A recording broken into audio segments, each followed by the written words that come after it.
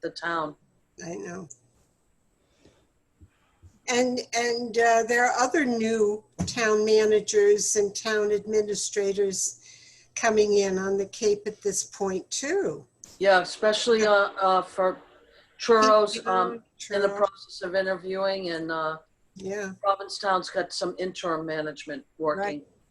right. So it's not like there are a lot of mentors around to help out, right? Right. Right. Maria's going to be the senior person on the Yeah. Lower Cape. Right. Good morning, Jay. Morning, guys. Hi, Jay. How you doing? We're here. I can't believe it's been almost 3 months since we Wow. had a Cinco de Crazy Mayo time. meeting. Yeah. I've been managing to come to my office most days. That's good. Pretty, Yeah. it's pretty quiet around here, at least upstairs where I am. Mhm. I don't know if you know, I'm on, my office is right on the corner of Old Colony Way and Main Street, just kitty corner to Mid Cape Center and Snows, and 2 bike shops. One that my office is over, and another one across the street. So it's a very busy place in the summertime. Right. They say you can hardly buy a bike in Massachusetts. Yeah, I talked to Barry, who owns the Orleans Cycle downstairs from me, and he said not only can he not get any bikes, he can't even get parts. It's that crazy. Well, the parts come from China, so that's a big issue. Yeah. Right. Life is really complicated. There's no doubt. Yeah, Laura's joining us. Good. Good morning, Laura. Hi, Laura. How you doing, Laura. Jan? Good, Elaine, thanks. Jay, Yeah. Kathleen. Good morning. Good to see you. Good to see you. I was just thinking, Been a it while. seems like a long time. I think it 3 has- months. Yeah. Wow. Yeah. How's life? Looks like the local press is sitting in on our meeting too. Yep, Denise is here. There's a very nice piece on the 2 habitat homes in Wellfleet Okay. in the Independent today. Oh, good. Denise is saying hello to Good everyone. morning, Gary. Good morning, everyone. How are you? Hi, Gary. Laura, welcome back. Where were you? Anywhere exciting? No, I haven't been anywhere. Oh, how is your new job? Challenging. Good answer. Yeah. All is forgiven. Come home. Yeah. I haven't left home. Yeah. Yeah. Yeah, well, we do want to hear a little bit about how things have been and how things are and what you see ahead when everybody joins us. I think most of you know that after Kathleen stepped down from the select board, Dan Hort did appoint her as an at-large member still of the task force. So very happy to have her. And I did invite Andy Freeman to sit in today, even though he's now moved to the ZBA. You know, he's been with us the whole time. So we're not. Is he going to be able to sit on this project?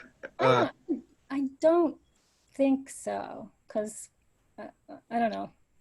He will, as long as he's not involved in choosing the developer. Right. Oh, Right. Because then it's going to be, of course, a conflict of interest for him. So, I don't know if is there a conflict with being on this task force and being on the ZBA? sure. I don't see it as a conflict. Ultimately. Conflict is all about money.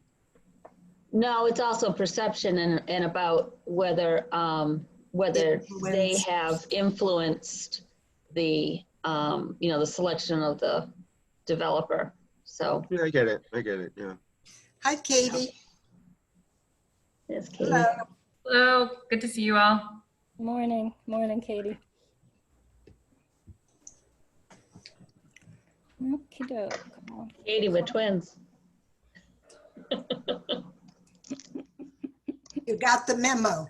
The little We got black the memo. dress. Where are the pearls? dress, Got the yeah. pearls, yeah.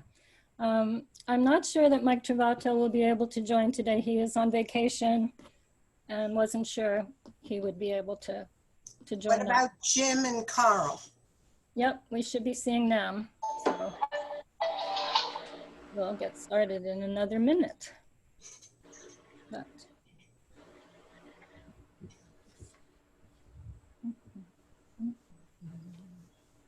so Laura, Andy could stay with us, but not be on the selection committee, or do you think it's better just to not?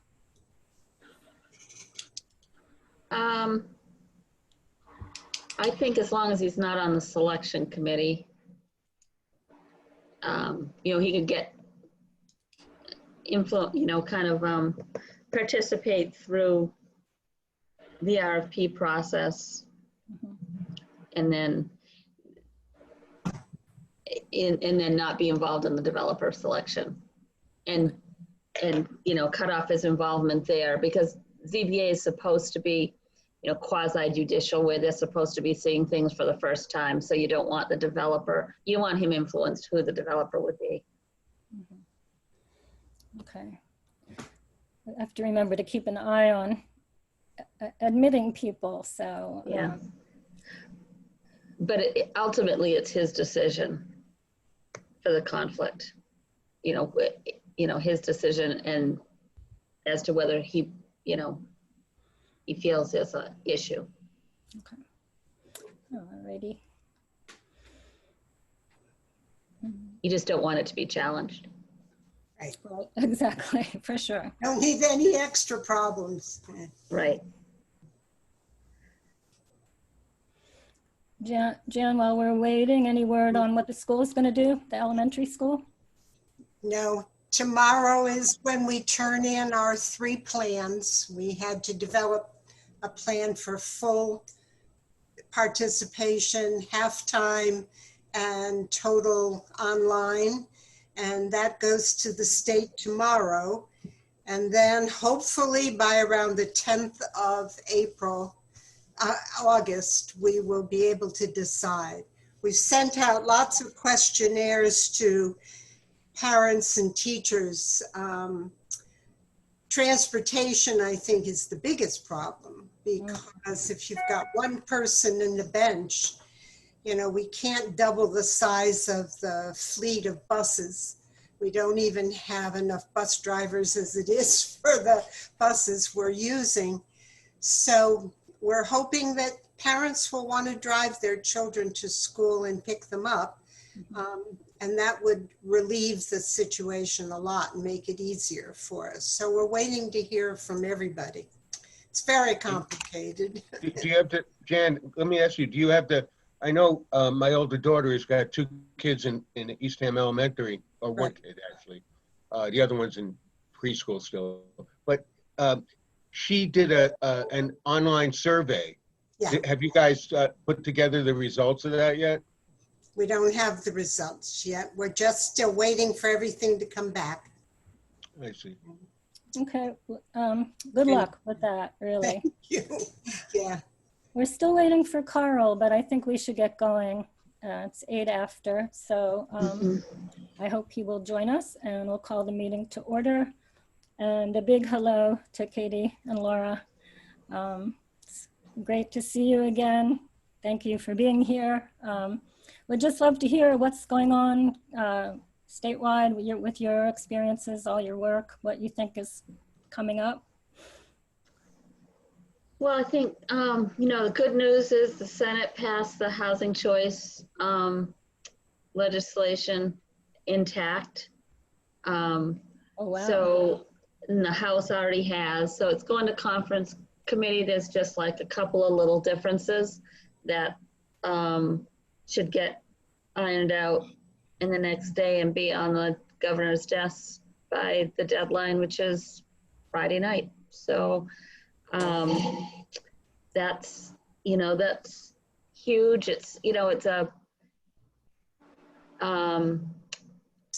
It's a big step in that it's a step forward and something that we haven't seen. It's not the giant rewrite of zoning and everything else that some folks would like to see. But we all have to take steps to get to, through our journey. And this is definitely a big step to level the playing field for housing production. So it reduces the, the required votes on a zoning change if it's a housing issue from 2/3 to a simple majority. And there's dozens of examples across the state that have lost by less than 10 votes on that 2/3. Salem's had like 3 votes on their accessory dwelling unit ordinance that's gone down. The last time it went down by 1 vote. So, just really disheartening. It's hard to get 2/3. So this kind of levels the playing field, and we're one of only 4 states that have a supermajority in any of our voting. So it's not the norm. Of course, we're not the norm by having 351 planning boards, but that's the way it is. So that's good news.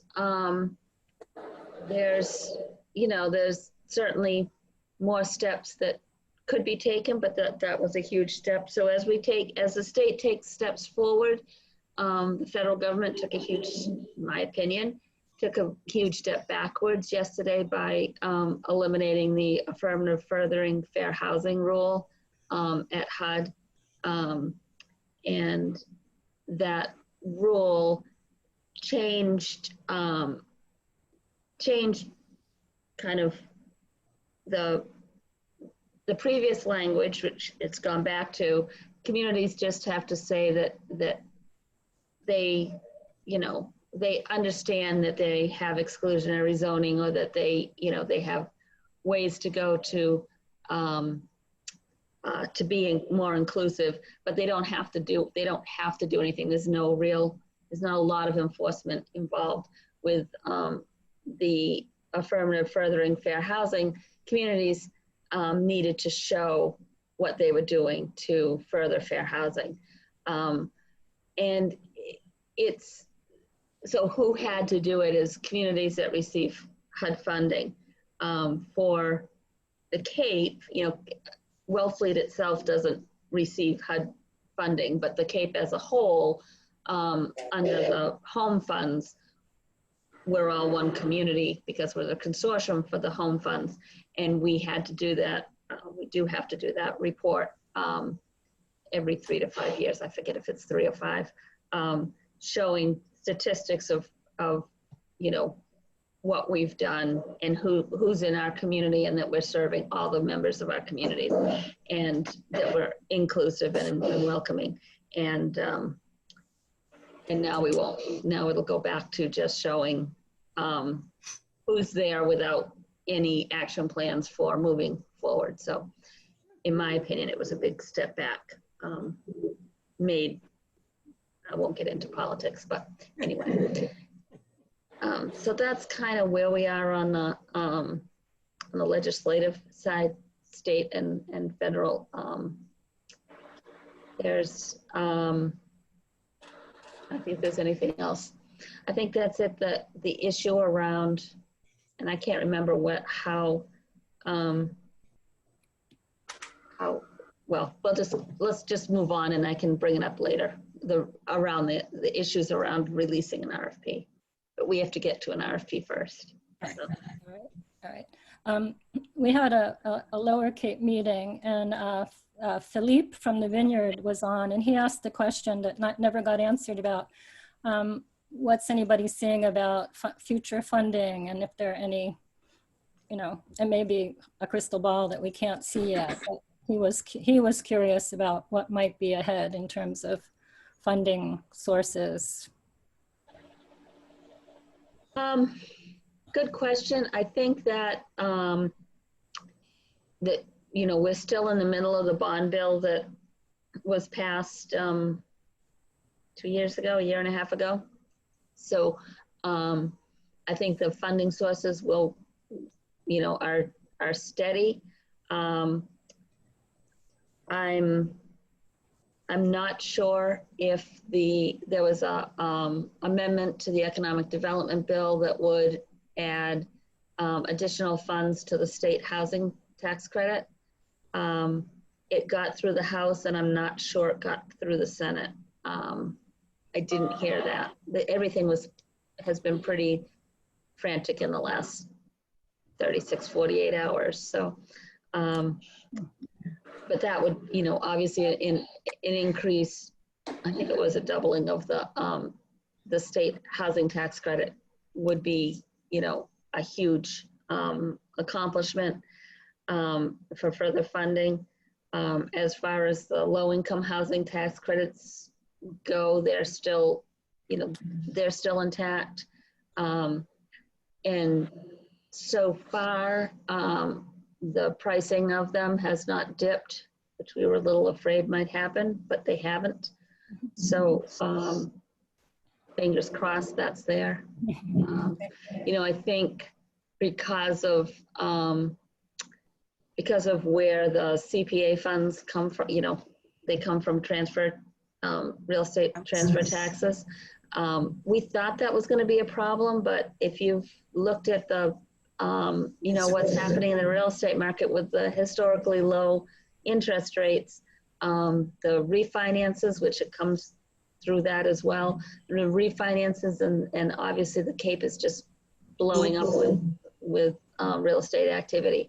So that looks like it will be a healthy trust fund. So. Right. That sounds positive. Yeah, Okay.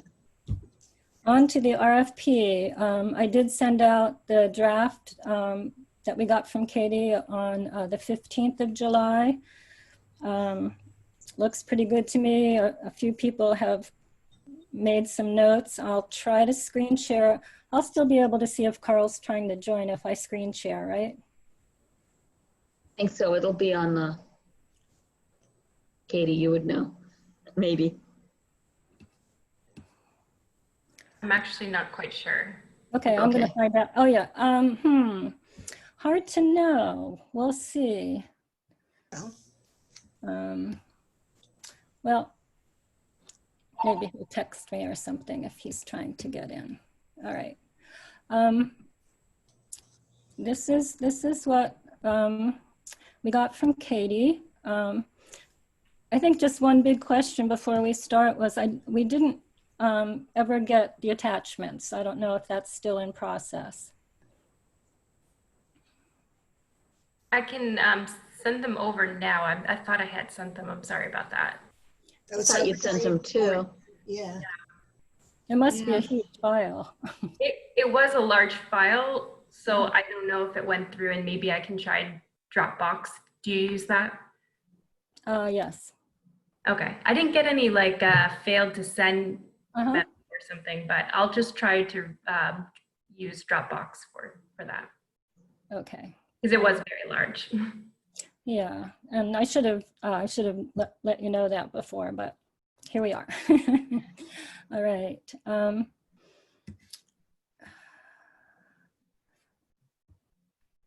I'm assuming that Mike will continue to be the Chief Procurement Officer, even though we have a new town administrator coming on. Elaine, Yes. it's Kathleen. She has not been vetted for procurement yet. It's going to take a year. Okay. Yeah. So Mike is our guy. He's been working very hard on many things. So. You know what, Elaine, you bring up a good point, though. Maybe after this meeting, if next step is send it to legal, but we should send her a copy just to keep her posted as to what's happening. Right. Yep. Yeah. She starts the 1st of the month, right? Or beginning The of 3rd. Yeah, August 3rd. Next Yeah. Monday.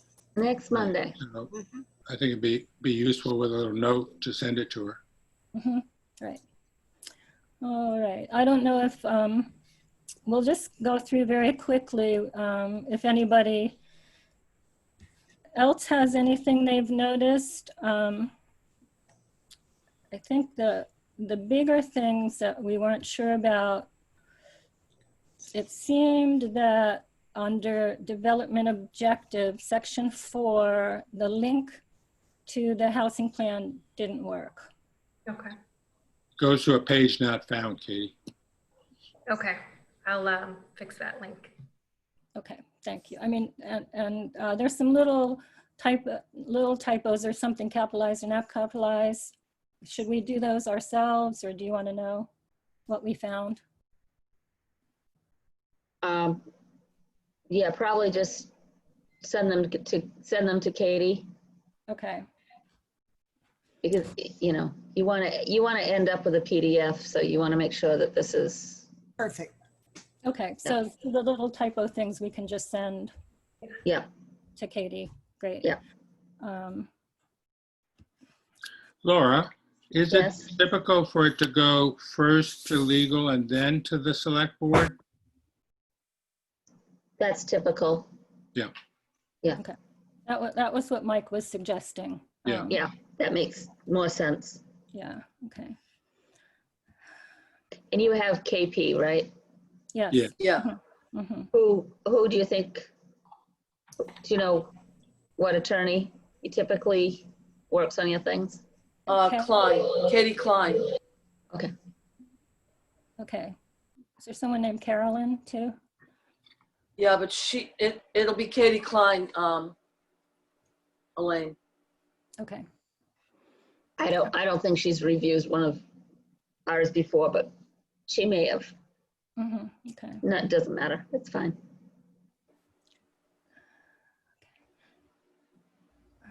All right.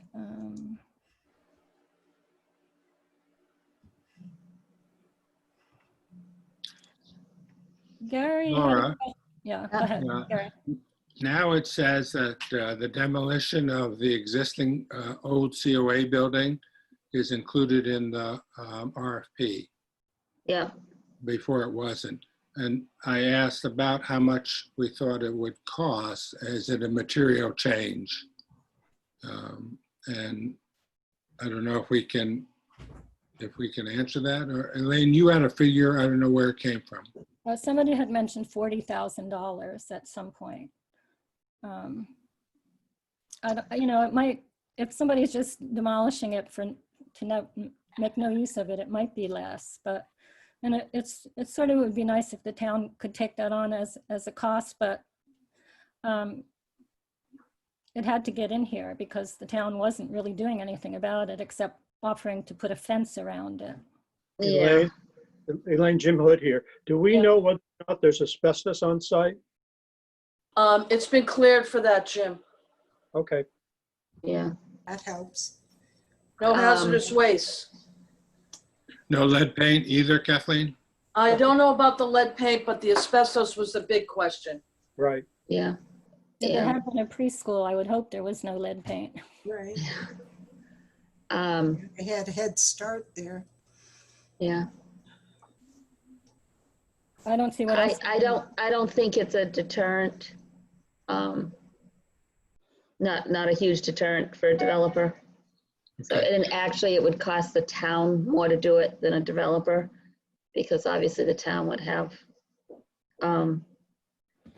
to bid it out, and, and a lot of it's the removal that's expensive, even if it's Right. not hazardous waste. Yeah, I think it's a good idea to keep it in the RFP because No, I think it has to be there. I just wondered if it's a material change. it definitely be cheap, less money for the developer to take care of it than it would be Yeah. for the town to. Okay, Okay. Yeah. Okay. Maybe they can use part of it. No. I don't think so. Kind of, There's nothing, No. okay, and under 5 property description utilities, we're keeping it really simple, right? Water, public, for now. Mm-hmm. Wastewater, the report is due. The wastewater contract went to Bowler Engineering, who's partnering with On-Site Engineering. Their Yeah. bid was $19,700, and they're supposed to have a draft report August 21st, and that apparently they're on the select board agenda for September 8th with the final report, Great.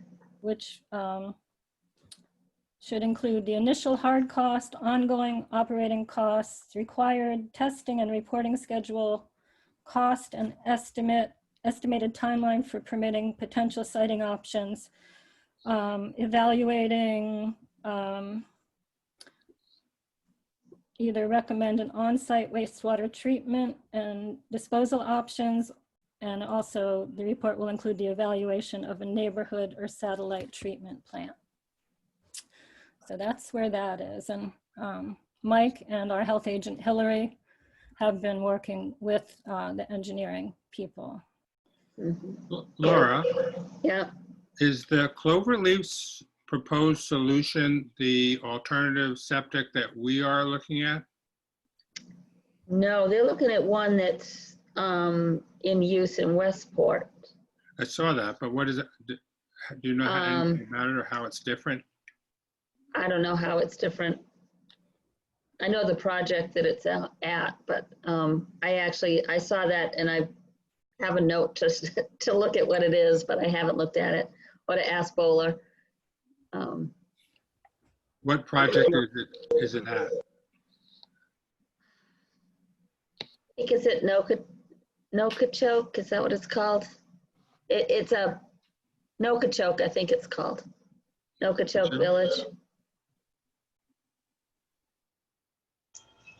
And of course, the water, we'll talk about the bigger picture once we get through this. Okay, Laura, don't move that yet. Can you go back down? Yes, just stop it right there. On the zoning thing, it says chapter 40B isn't it important to add MGL, Mass General Laws or something after that? Yeah, probably, yeah. Yep, that just needs to get cleaned up. So that's under zoning.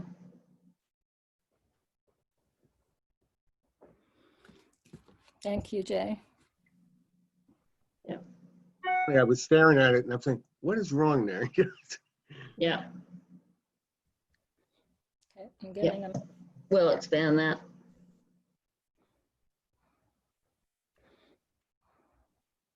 Oh, Carl thought the meeting was at 10:30, so hopefully I'll see how to let him in when. I'm just looking to see. Well, we'll see what happens.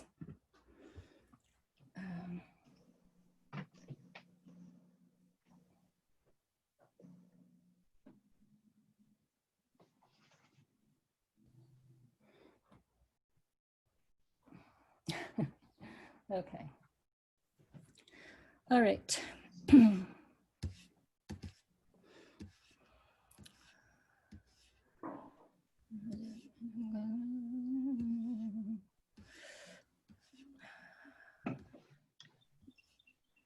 Could you hold it there for a sec?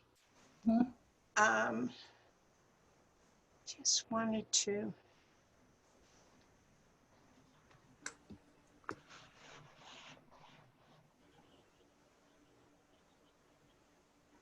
I'm gonna just get out of full screen for a minute to see if that helps with getting Carl on. I don't see. Didn't you do it by just hitting participants down the bottom? Yeah, I don't see that well. I'm sharing my screen. You just I have to wanted tap or click on the, On the bottom the of your screen. screen in the middle, there's a tab that says participants. Not while I'm sharing my screen, there isn't. you have to tap on the black space underneath. Yeah, raise it up just a smidge. There you go. Oh, okay. Got it. Here we go. Yay. Thank you, everyone. You're welcome. Takes a village to do a Zoom meeting.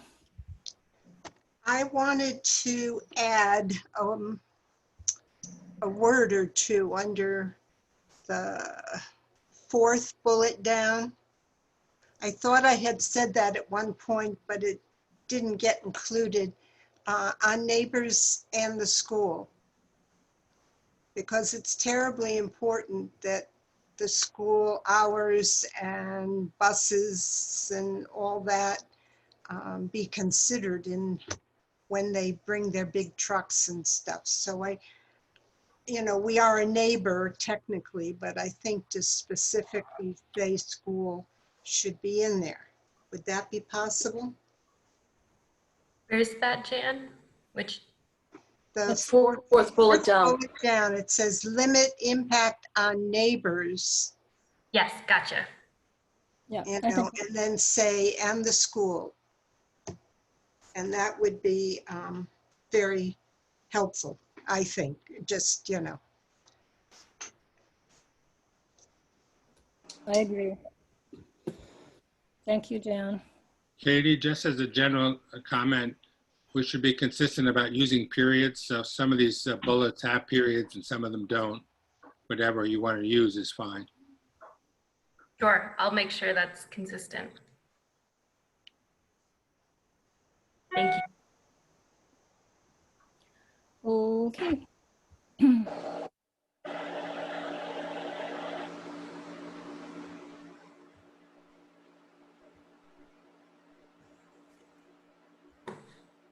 Carl, are you on audio or video now? Looks like he's muted. There he is. Here I am. Hi, Carl. How are you? I'm sorry about this. I have it somehow in my calendar 10:30. Jan's comment I thought was good. I think we should be specific about it, especially the school. It's the most, the place where there's most likely to be conflict in terms of impact on neighbors from construction. Okay. That could really also be part of, once we select someone, the conversation about the document we set up, right, Laura? We could really request to have it as clear as possible in here, for sure. Yep. Carl, did you have anything before this section? We're going to send small typo things to Katie. So we're going through for more substantive. No, I'm fine. Okay. There were some minor things, but not substantive. Yeah, if you could send them to me, I'll send everything to Katie. Okay. Elaine's Kathleen, I've got a question. And because it's been 3 months since we've sat with this. Is the title search and deed search all been completed now? Yes. Yes. Okay, we're good to go on that? Mhm. Yep. Thank you.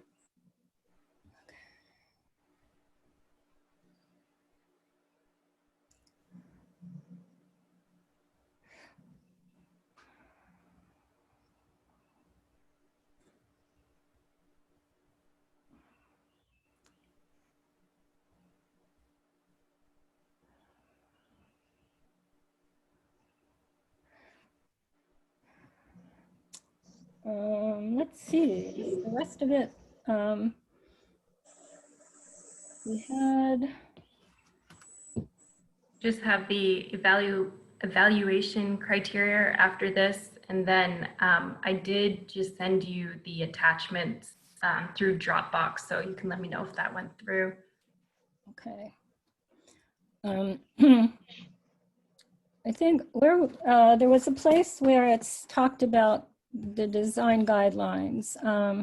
Is it in the criteria, attachment A, Gary, where you? Are you talking about the electric vehicle thing? No, where there's a place where it says the town has developed design guidelines and we thought it should. Oh, really, right. I'm sorry. Yeah. Oh, I thought we changed that. No? Right, Where- because the town didn't do it, nor Right. has the town adopted them. So right. maybe Right. we should say either the task force which I don't know that anywhere else in here, does it talk about the task force? No, it just said, I have a copy of Wellfleet Design Guidelines. No, the Right. question is, in the RFP, it says the town has adopted. Yeah, I thought we That's not changed it. that, but maybe that was a comment that was made before, so maybe we just missed it.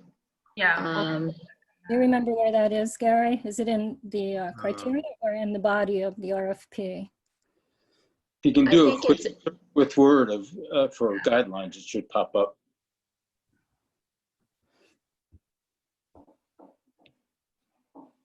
I have it on my copy, Elaine. Well, it's just, Looks like it's in the attachment. Yeah. no, it's, but we didn't get the attachment, so it's somewhere else. We'll find it. And yeah, I'll find it.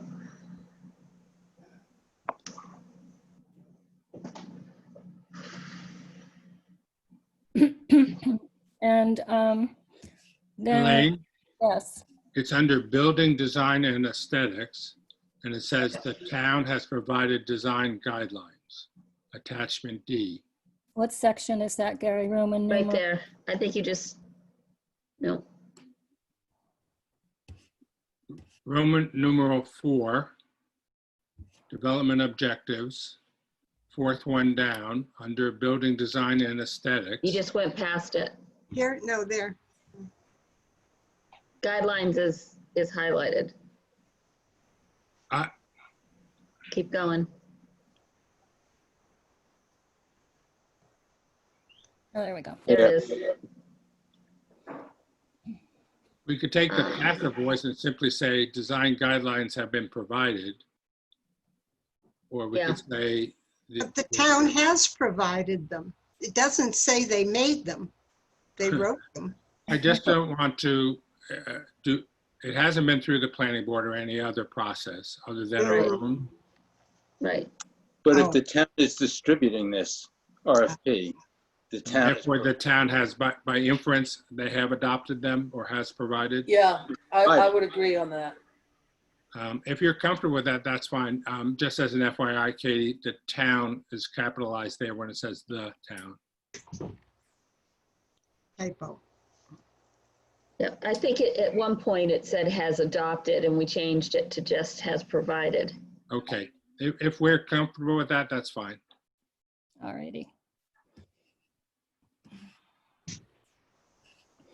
All right, the only other comment I received prior was Gary has a question about if we provide electric charging stations in the criteria, if highly advantageous says to meet everything, does that mean regardless, those have to be provided? Just wondering how important that is. I think we talked about it, but I can't remember what anybody had a strong feeling one way or the other. I wonder how often the ones at Town Hall are used. Do you have any idea, Kathleen? No, I don't, because of this COVID thing. No, I don't. Mm-hmm. But I'm fine with the way this is written here, infrastructure and green design. The other one that you might want to talk to would be David Mead Fox. Does he think we should emphasize it more? Probably, yeah. Well, of course he does, but I think we've done it pretty well throughout this, realistically. Yeah. Laura, is Yeah. that how much do those cost? I have no idea. Most places get them grant funded. Huh. They were $5,000 a piece, Gary.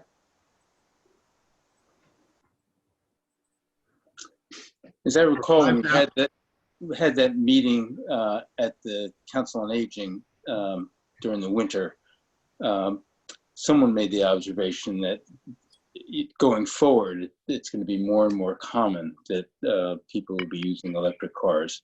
So judging just by the use at Town Hall at this point may not be the best yardstick. Exactly. If it's a $5,000 item and it's likely to be covered by grant, I don't have a strong opinion about it. Okay. So we'll leave it in? And I don't think it deters anyone. Okay. All right. Anybody else have anything on this, the body and the criteria of the RFP?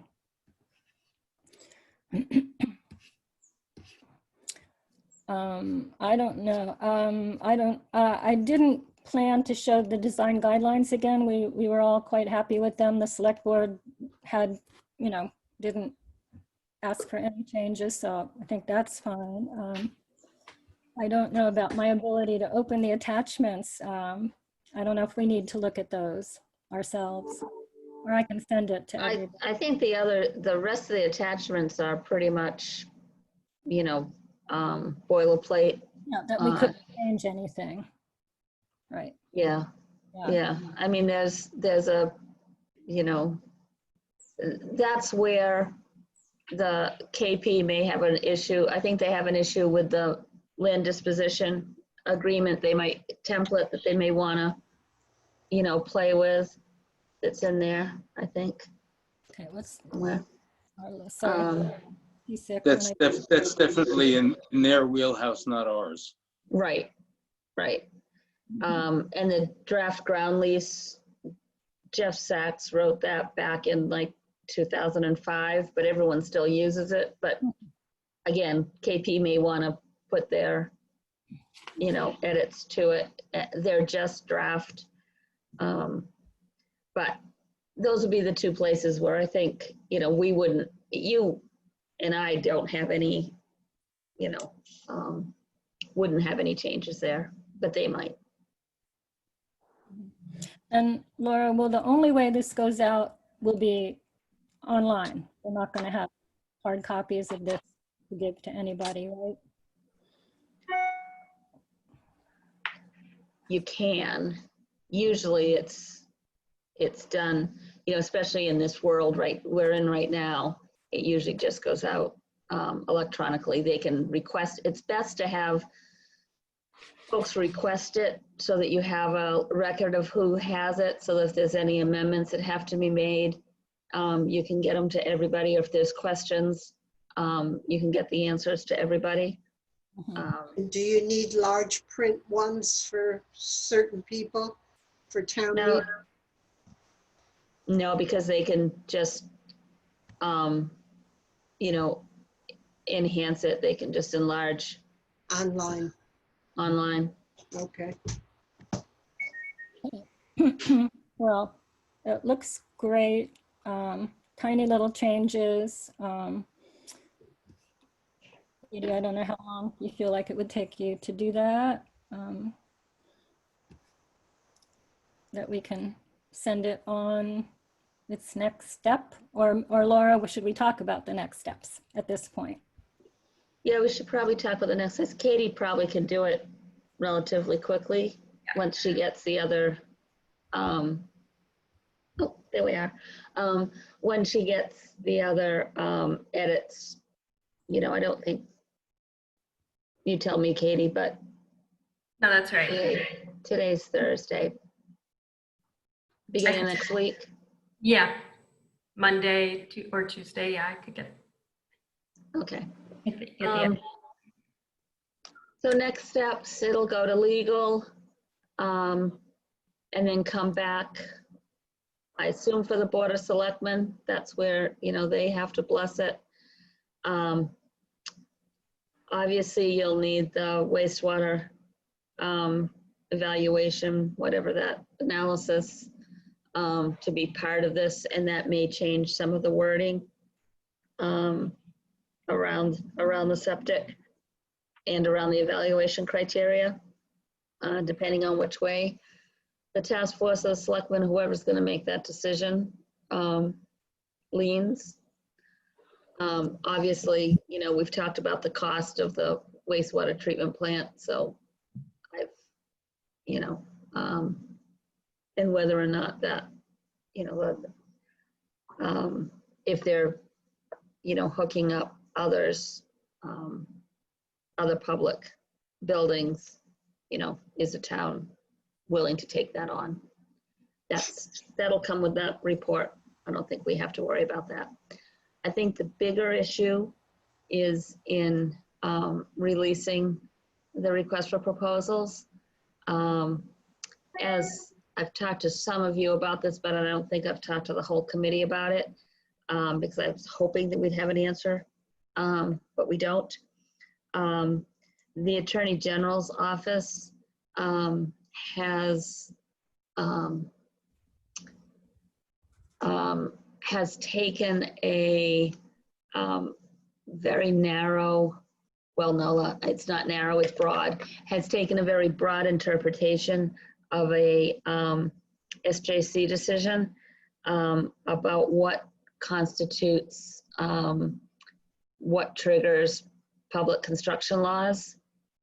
And for over 20 years, I've been doing this based on Attorney General opinion way back when, that has always been upheld and hasn't been a problem, that if the land is conveyed with restrictions, even with a 99-year lease, or a conveyance below market rate, if it's for a public purpose, to a private developer or nonprofit developer, that it doesn't trigger public construction. The Attorney General's office has taken a broader view and has listed in a decision they did in Holyoke some of the factors that they think would trigger public construction. We've talked about how public construction costs make this infeasible financially. So you're talking about filed subbids? Filed subbids, yeah. Mostly it's filed, public bidding and filed subbids. Filed subbids is a real, issue. And prevailing wage is an issue, but is something that can be absorbed. It just takes more public subsidy. We are, in the process of trying to get some clarification from the Attorney General's office around what factors, because it's unclear what factors they believe would trigger. Anyway, it's an unclear situation right now. What's been happening is that some of the requests for proposals that I've done have been held up waiting for some clarification. And in others, they've just gone out, and the risk is really with a bid protest. Laura, Yeah. has CHAPA or other housing advocates been in touch with the Attorney General around this? Because it sounds like she's, responding to union pressure. Right. I don't think so, because it was, I've talked to CHAPA, obviously, quite a bit about it. But it was something that we thought there was going to be some clarification forthcoming. So rather than, anyway, we were trying to get it settled. It's not happening the way that we had hoped. And so housing advocates need to be engaged at this point. We haven't really done that yet. That would be really problematic if that applied to this project. Well, it's problematic not just for housing development, which is huge, because municipalities, housing authorities, that's, using surplus land is the way we've been, a lot of communities, that's the way that they're getting affordable housing done. But it also brings into question the whole open for business agenda of the administration around using public lands, putting public lands to use, better use if they're surplus. And so that it's other agencies as well. So it's. It really is, it's a tough thing to swallow if the town is subsidized, proceeding with this, trying to subsidize the cost of the housing, and it ends up instead subsidizing certain businesses. Right, and realistically, it adds 30% to the cost. And, you know, we've done the back of the envelope numbers on this, and we know that it's a tight budget, and it just can't absorb the 30%. So we are working on it. I need to engage, you know, I just got this week kind of the news that that we need to kind of change our strategy.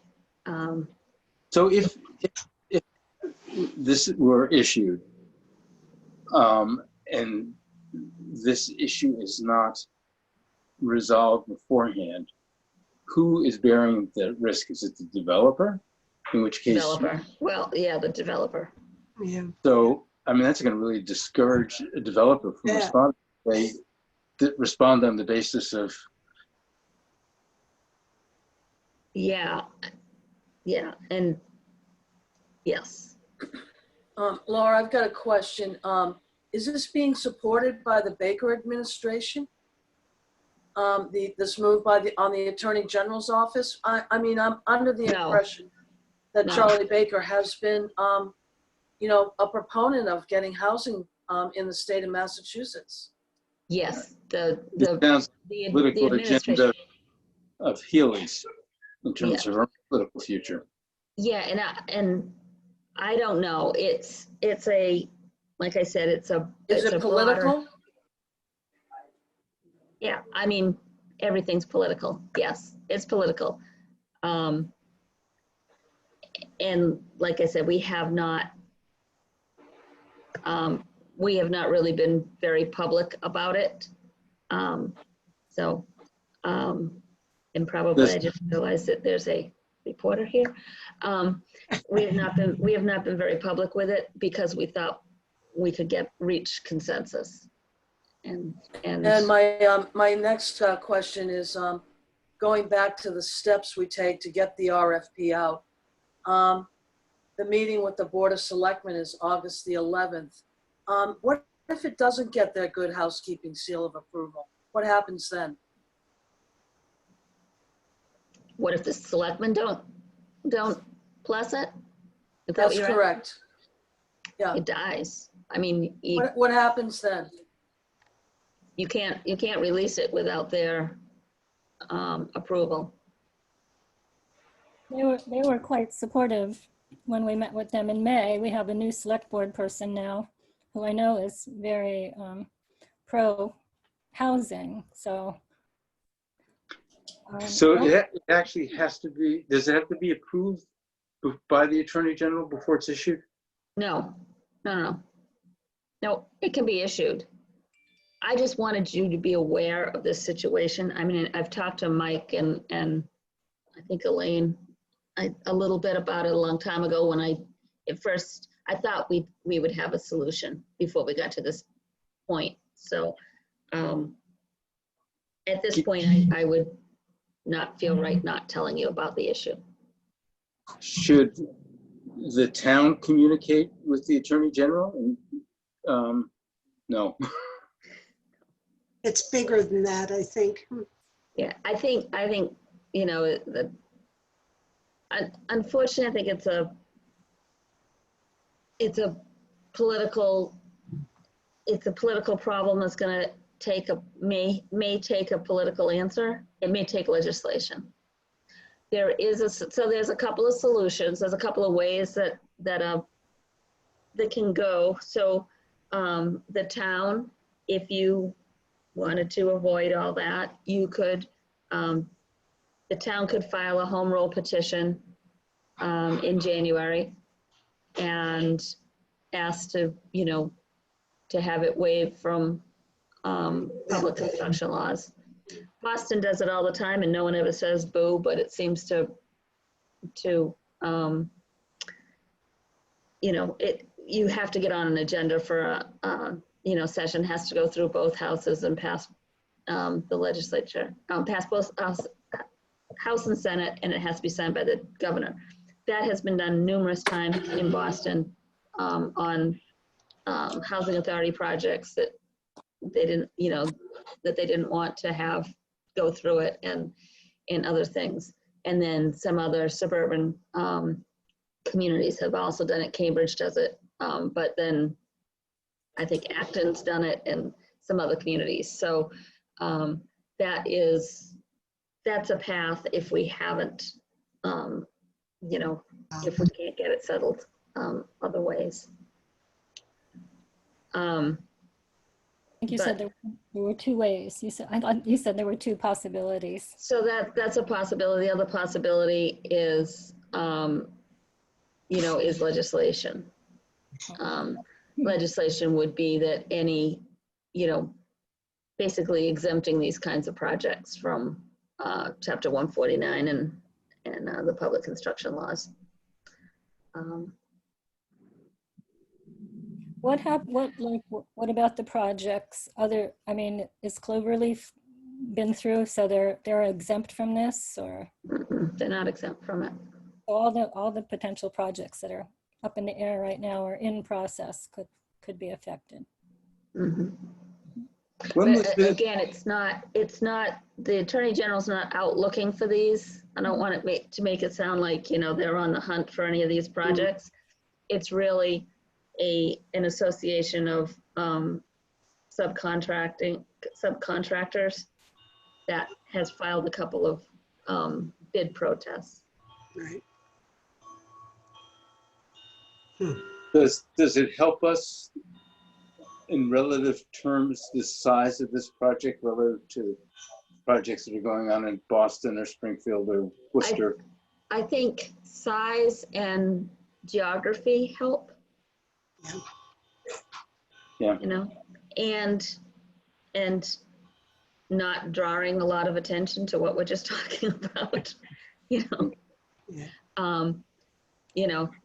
If it's, the more attention that's brought to it, the more chances that there's a problem, or there would be an issue. So, Laurie, excuse me, you're possibly saying this could fly under the wire and be okay? Yes, it could. The developer would be taking the chance then, if Yes. he could get away with it or not. Yep. That's On the risky. other hand, I don't see this particular property that the town owns supporting any other business here in Wellfleet. There hasn't been a new business in Wellfleet in gosh knows how long. Yeah. But how does that, how does that mesh with what this Attorney General sees? I don't know. Yeah, and again, it's the Attorney General's office interpretation of a decision is really what it is. And then it's extrapolating from that. So. Is this a recent development, or has this been something? Yes. Yes. So the Attorney General's decision on Holyoke Housing Authority bid protest probably was the where it's laid out. And then there was a subsequent decision in Springfield that was the only factor was public funding, and they said no, that wasn't enough to do it. So we know that just having public funding doesn't do it, but. I mean, there's so few union subcontractors out here, I wouldn't imagine there'd be much risk of facing a bid protest. Is that fair to say? I think the issue is that this association is looking for these projects to try and make the case that they should be involved in all of them. Laura, does the town ever indemnify the developer for issues like this? No. Well, I hear you say today that you've gotten some new information on ways to approach this. And I really hope that it can work in the way you want it to, you know. Right, and there's still time. I mean, you're not ready to release an RFP tomorrow anyway. You know, it has to get through approvals still. So, you know, there is time, and then you know, the town will decide, do we put it out there and see, you know, you can always say, you know, if nobody bids on it, which I don't think will happen, but if nobody bids on it, then you know, reconsider, but, you know. Okay. I think for this conversation, I needed to let you be aware of this. It hasn't been a kind of a public thing yet, but housing authorities know about it. And their RFPs have to be signed off by DHCD. So they, you know, they've been reluctant to do that with this hanging out there. So anyway, so I needed to let you know. I let you know. And I will Thanks. keep you, yeah, sorry. And Thank you, anyone, I appreciate the disclosure. and anyone who wants to, you know, wants information, more information or more details can, you know, feel free to contact me. Okay. Let's segue into the very hard work that Jim Hood and Mike have been doing on Mass Works, and how Yeah, that was a great description, Jim. It was. It's fantastic. Yeah, It very really clear. was. Thank you. Thank you. Well, I mean, we had gone before the Finance Committee last month and just shared this similar information with them, and then had asked to go in front of the select board. And the only time that they had available was in the comment section. So it had to be very brief, and, you know, and there were essentially no comments from them at the meeting because they had already approved the language for the article. So I think the most critical part of this is now that we're in the process of the application for Mass Works. And Mike and I have met a couple of times with Paul Millette from Environmental Partners. Paul has made some, I think, some really good comments about this. The application is not that difficult. I think the difficult part of it is that we need to get as close to shovel ready possible to improve our, you know, our competitive position here. And so Paul has recommended a number of actions for us, and we've started on some of those, including that we have to survey all the land where this where the new water go in. We also have to consider, you know, getting out there in front of Department of Highways as well, since it's coming down Route 6. And then there are the other kind of standard requirements around going through the Historic Commission and the MEPA review. So the more that we can show that we've started those processes, you know, it will make our application that much more competitive. So we've got a few weeks here to get the application finished. And by that time, we hope that we will have selected someone to do the survey work and at least be able to say that we have contracted for that work, which hopefully get that scheduled to take place starting in the fall. And we're going for the full ticket here. We're asking for the full 3.83 million. And, you know, because we've been advised that that's the best route to go. And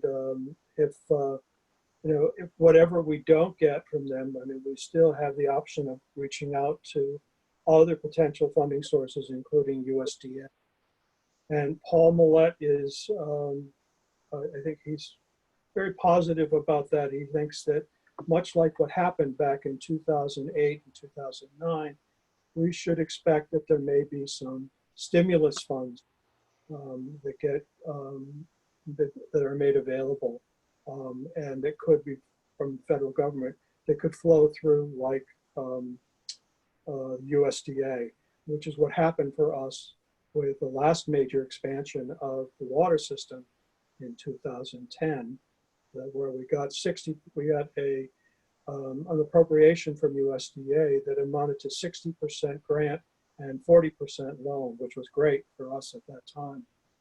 So MassWorks is not the only source that we would hopefully be able to reach out to. The other point about this is that Paul did say is that in the event that we're not successful with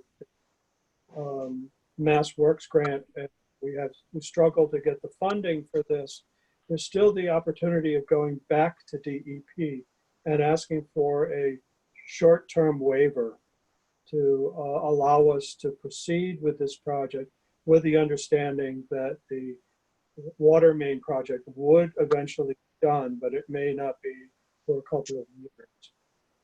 Concern there, though, is, as mentioned in the report, that our system is vulnerable. We've known this for years. We've experienced it most recently as in June, when we had a major lightning strike there at the Boy Scout Camp well site and lost one of the wells.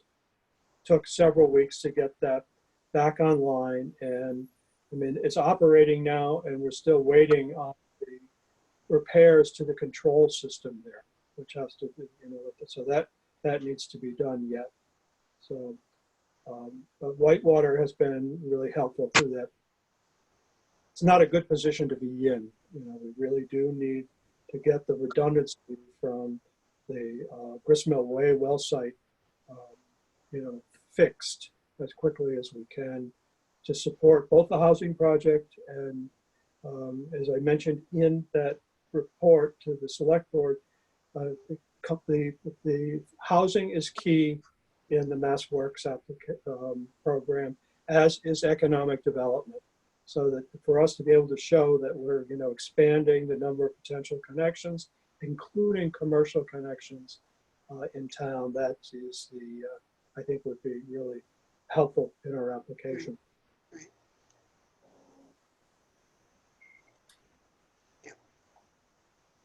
Okay, there's a lot of, I think, public education that needs to be done. This is on our town meeting warrant, and I don't know if you all, water commissioners, have talked about a way to do this. That's on our agenda for next Tuesday. That we will be, but I mean, I don't know that there's any forum. We have any forums coming up before the, and frankly, it's Mike and I that are working on this. I mean, obviously the water commissioners have an opinion about this and are very supportive of it, but I don't think anyone there is that knowledgeable at this point about all of the issues related to it. Jim, how can we help? Well, I mean, if you think that if there is going to be another newsletter that's going to come out before the town meeting, or if you're aware of any meetings where we could share this, we can include information. I mean, could Town meeting. commissioners choose to do a town Zoom-wide info session? I think we could do that. I mean, that's one of the discussions that we're going to have on Tuesday. We definitely would be happy to put out another e-newsletter, with information that you can provide. I think the concern is that we want to keep this really, to associate this with the affordable housing project as much as possible, because I think that makes sense for why we're suggesting that this be, because there has been resistance in the past to expand any expansion on the water system. But if we see this as the key to the affordable housing project in a time when there's potential funding available through the state for this, that I think will help to get it through. So we feel that it can't be based on just what the Water Commission alone thinks about this. It really does require the support from other committees and boards in the town. Have you had any conversation with the forum or John Morrissey about, is there going to be any pre-town? We have not. I don't know if anybody else has heard anything about. Yeah, there'll be a pre-town meeting, and that might be a place where you can get some information out there. Yes. But that pre-town meeting is also going to be involving our safety protocol. It's going to be kind of a community outreach with regard to how we're going to get this town meeting done September the 12th. So how much room or time will be given to specific articles, I can't say, but I definitely think that forum's a good place to start. I also think that non-resident taxpayers, they have their annual meeting in August, and this is good information for them to know and also support. But you mentioned, Jim, other committees and boards with regard to this. And I want to take it a step up and say all department heads in Wellfleet, DPW, Board of Health, Human Services, all our department heads should be spearheading the efforts to expand the water system. We're all connected. We're all in this together. So I get the word out to everybody one way or another. And Mike would be a good one to do that for you, Mike Travato. All right. Jim, can I just ask a tactical question? I understand you're saying that we should make the case based on the need for this development. But when I read your comments to the Board of Selectmen, it seemed that your recent evidence of the vulnerability of the system, isn't that a compelling argument to people in town? It would seem to be, Carl, but when we've raised issues like this in the past, there's been some resistance to expansion or doing anything with the water system that would suggest further development. Nobody wants to pay for a car. But that, of course, is the feature here, Jim. It seems to me that if the argument is, yes, we need this system for our town's welfare in the big picture, okay? And the way to get it paid for by someplace other than our community taxes is to have this project for the affordable housing, and therefore that would push the state to give us the money. So to me, it goes in that order, that it's good for the town in the long run, and we use the housing as a vehicle for getting state funding. State funds, right. So we're more likely to get it paid for by the state if Much we can more, push this project along. Absolutely. Right. So, And it had unanimous support at town meeting last year. We have to emphasize that, I think. I am concerned about the two-pronged, the voting at town meeting and then voting at the polls, right, on this issue. And how, I think the town, we have to find a way to be sensitive that we're looking for money. Will we keep looking if we don't get it this year? I mean, or if the town votes at 3.8 million, you don't get grants the first time, are we going to put the town on the line for it, or we're going to keep looking for funding? what's the strategy? What's the path for making sure we do it in a way that benefits all, the taxpayer, the town as best as possible? Yeah, I just know that what we have tried to do over the past, well, several times over the past few years with respect to encouraging people to think about the importance of the water system here has been difficult. And we have not gotten, full support on this. I mean, we should have done this a long time ago. We know this. Right. There's been resistance to that, resistance to the idea of further development in the town, further use of a precious, quote, precious resource here, the town's water.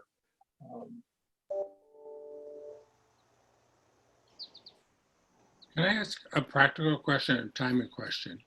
Would it be beneficial or not if the select board passed the RFP with an intent to issue it subject to the town meeting vote prior to the town meeting? Say, we've got it teed up and ready to go and this is the only thing in the way? Or do we have to wait until after town meeting for the select board to approve and issue this, or approve and have a plan to issue the RFP? You're talking the RFP for the Yeah, I'm just thinking about it if it's at the time of town meeting, we can say everything is ready to go, except for this, will that add some incentive? Yeah, well, just so we know that with respect to the Mass Works grant, potential for a Mass Works grant, we won't know anything about that until probably the earliest would be out in October or maybe November. But would the town wait to issue the RFP until they heard back from? Laura, I'm just, going to say something? No, I was gonna say, usually they make the announcements pretty quick. I don't know if it's different in this environment, but it's usually by the beginning of October. So Right. It's pretty quick.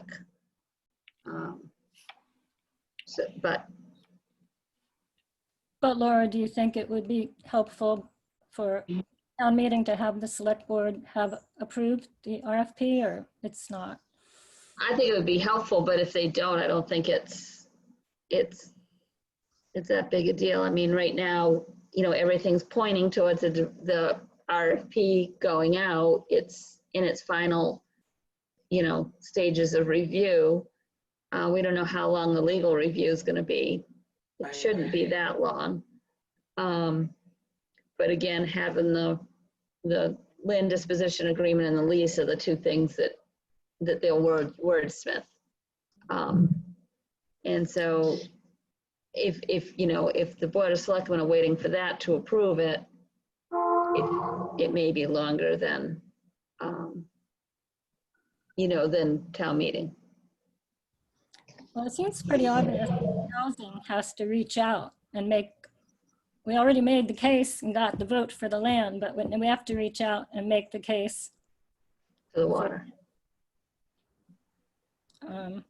I will reach out to John Morrissey to see if we can get on the agenda for their next meeting. And we can put together, I would say, more a broader description of the basis as to why this is so critical for the town. And if we can get that into a newsletter. I don't know, but I want to just float this idea, see what you think. If there's would be of any use for us to be talking to anyone in the press regarding the potential for the Mass Works application and the importance of this to the town's application or the town's plan for the development of housing and why the water system is a critical component of that. Any thoughts?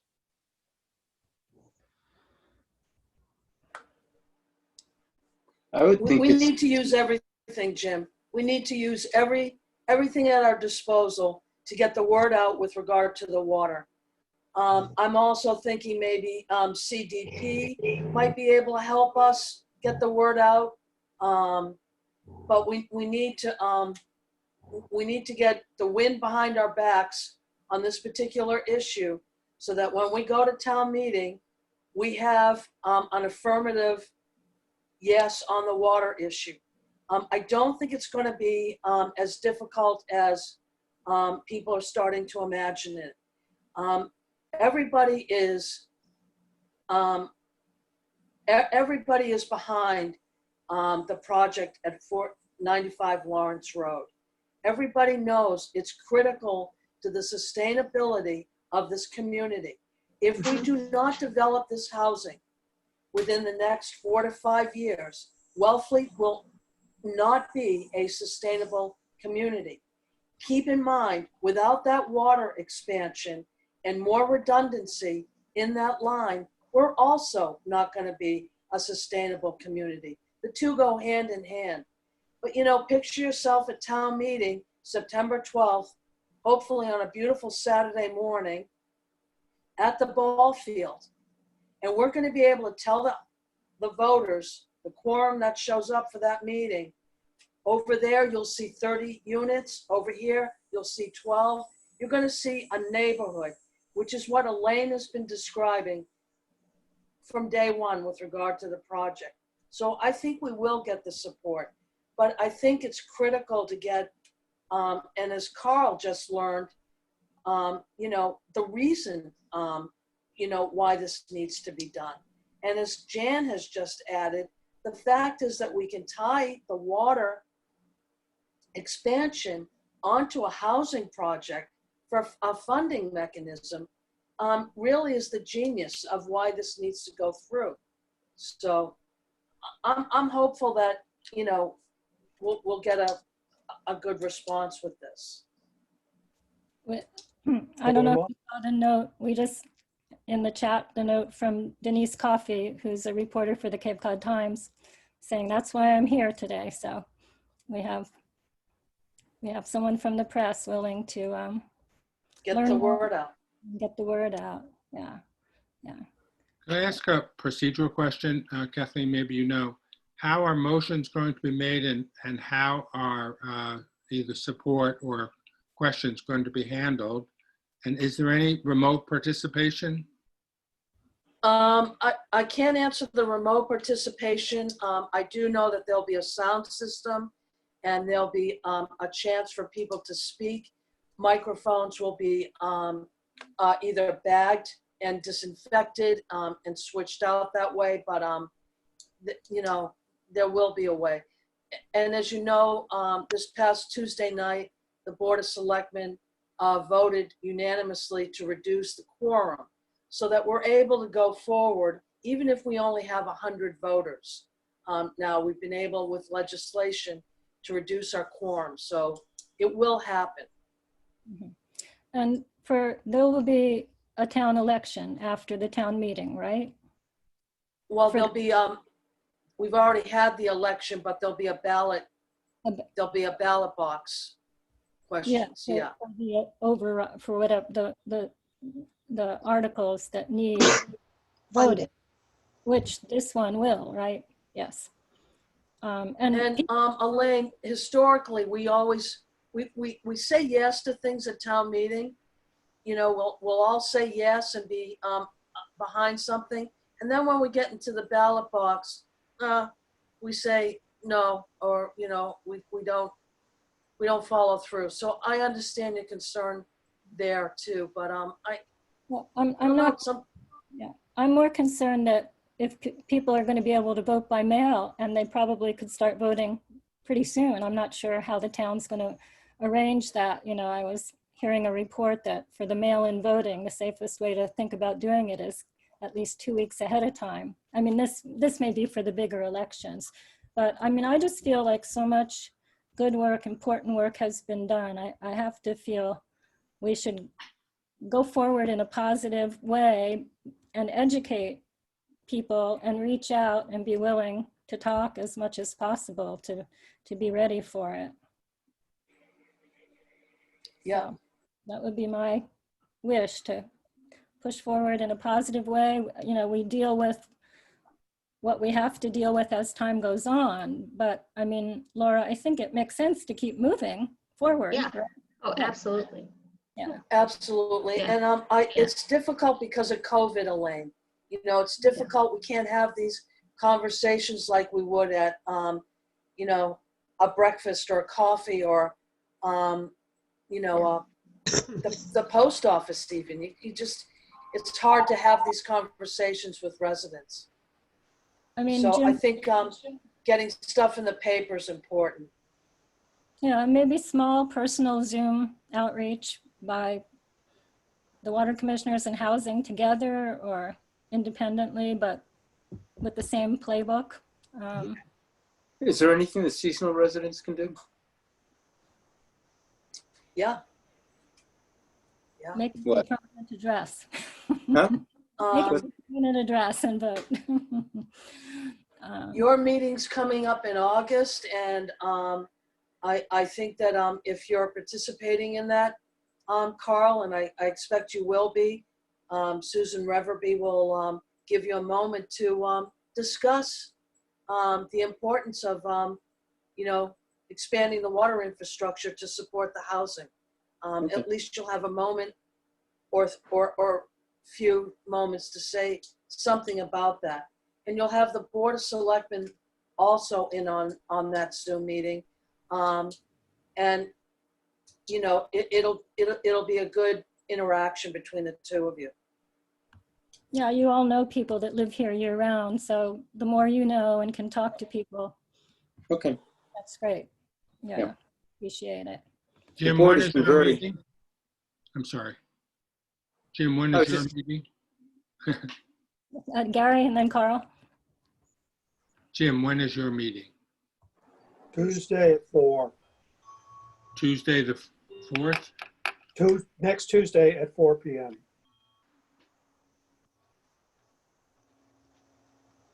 Would it be helpful to sit in on that and see what we can do to support that effort? Well, I think particularly for the discussion around what we can do to get the word out better.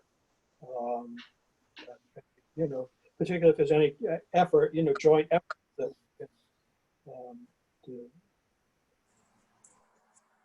I think Kathleen's suggestion about, you know, maybe housing or the task force reaching out to department heads who all have struggled to get employees and should be supporting the effort could be, you know, a powerful thing too. Yep. Wow. Any other words of wisdom for us, Laura? I think Carl was up next. Did you have something, Carl? Oh, it's not important now. It's good. Okay. Now, Okay. can we go back to that suggestion about reaching out to department heads for a moment? Is there any problem with us doing that? Are they in a Yeah. position that they can't advocate for a particular item on the warrant? No, there's no conflict. They're voters. We can double check on that. Jim, are you asking whether there's a problem with them publicly advocating in terms of their, as the head of the department, Yeah. referring to employment issues? I mean, I know that in one case we've had, when we reached out, and this goes back maybe, well, more than a year ago, on another matter related to the Water Commission, and we asked for support on this, and the one individual was uncomfortable in taking a public position with respect to that matter.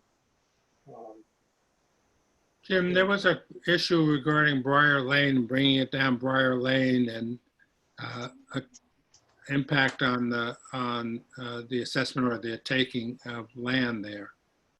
Is that issue resolved or? I don't recall that there was an issue about taking of land. There was a reluctance on the part of Briar Lane to have the water go down there for some reason.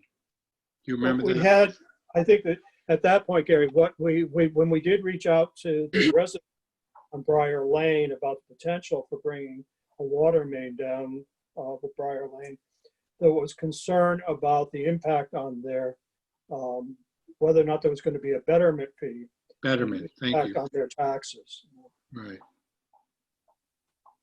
Part of the problem maybe that someone had about not supporting water previously revolved around the Lower Cape situation with the rebuilding of the center, you know, the health center, because that plan, some people said, was going to help them with their water. And that was a political issue, so people might have hesitated because of that. But this is not that kind of situation now. No, it's not. And you should be able to do much better.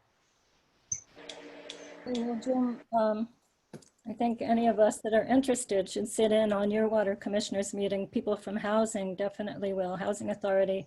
We have a joint housing authority and local housing partnership meeting on next Thursday. So we will,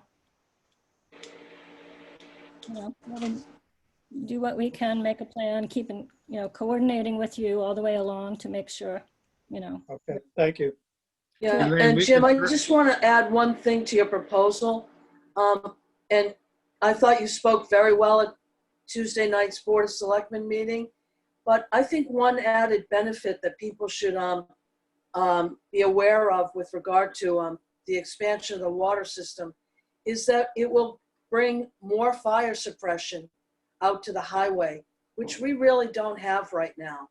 And I think that's another positive for people to think about in going forward with the expansion, is that it'll increase our fire suppression efforts.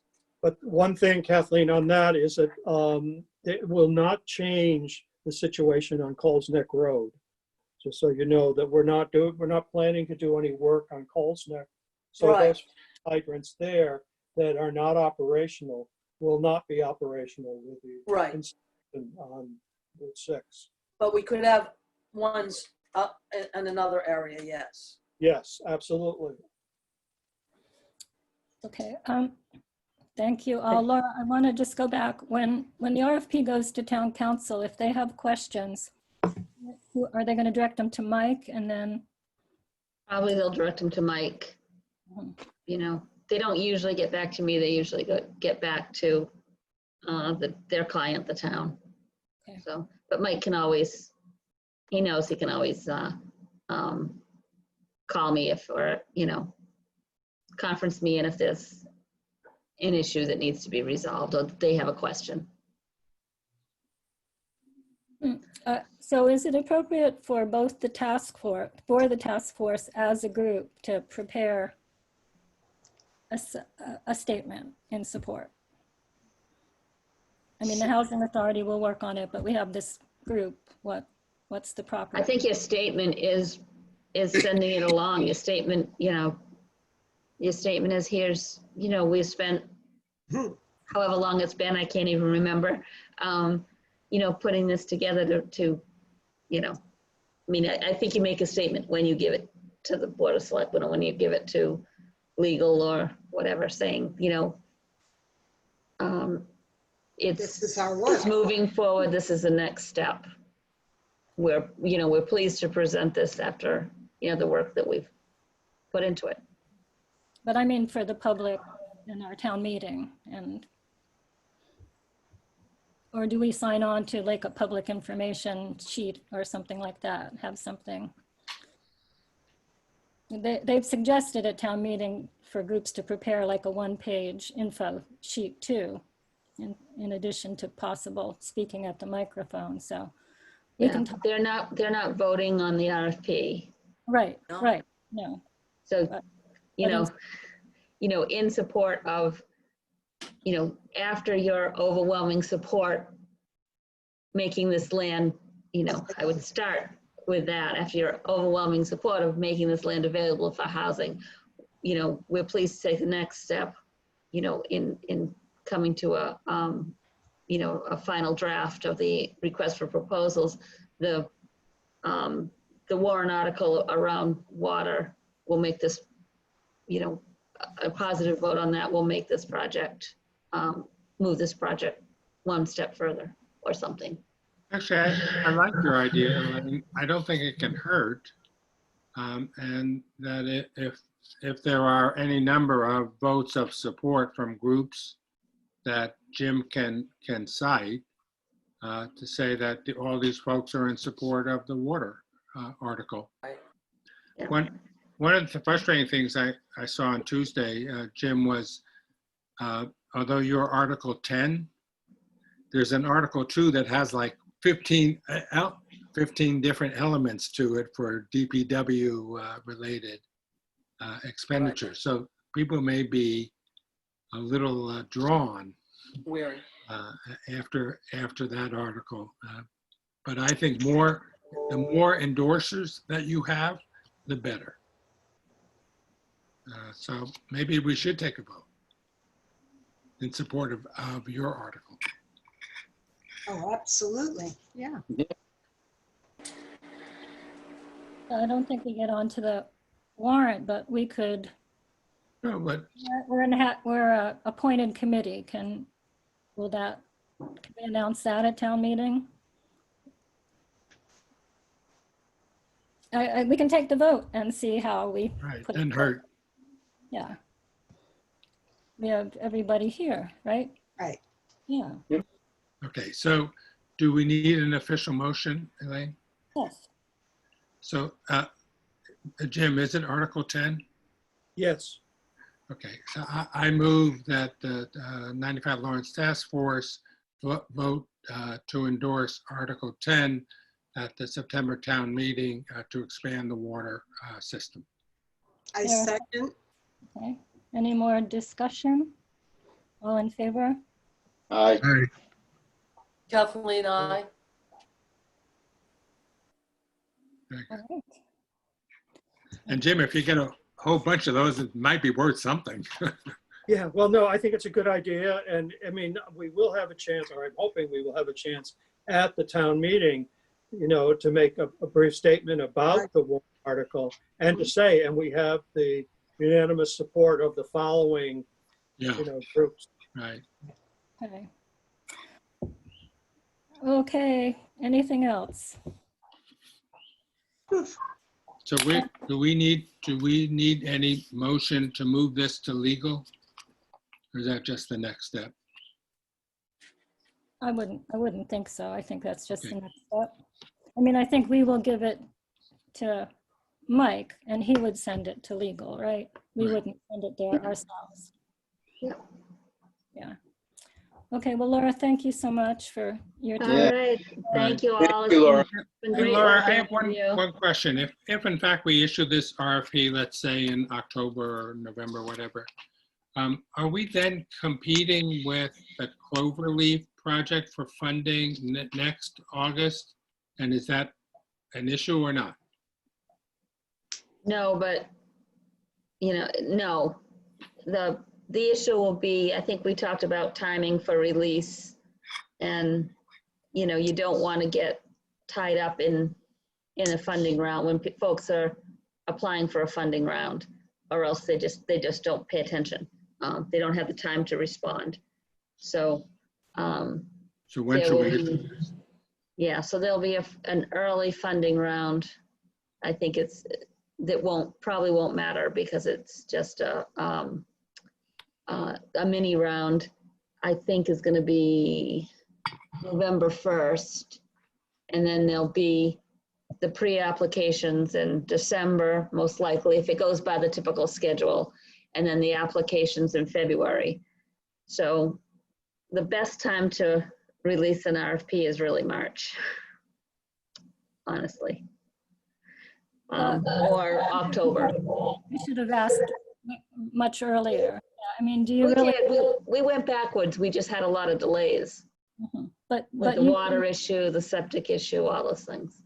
So So- October is a good time to issue it? October is okay as long as, you don't have it due until you know, the first of the year or something. What We what should would talk your about timing. recommendation be, Laura? I'm sorry. What would your recommendation be for the best possible way? The Right best- now, get it ready to go out. And when it's ready to go out, we'll make meet again. Okay? And in the meantime, will you keep us posted about how this whole thing goes with the Attorney General? Any Right. And progress? just to be clear, they're really, they haven't had involvement with the Attorney General. There hasn't been a lot of involvement with the Attorney General. It's all based on the interpretation, her interpretation. Right.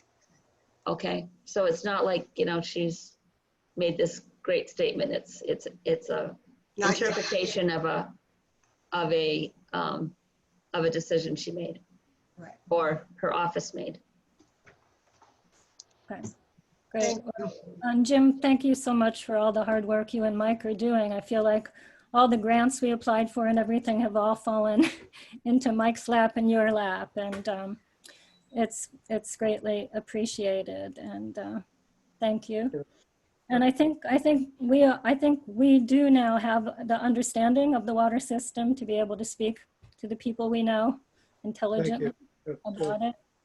Yeah. Yeah, that was very clear. Okay. Okay, thank you, everyone. Thank you. Thank you. Thank you. Yep. Bye-bye. Okay. Take care. We will stay in touch. Thanks. Bye, Laura. Bye-bye. Stay healthy, everybody. All right.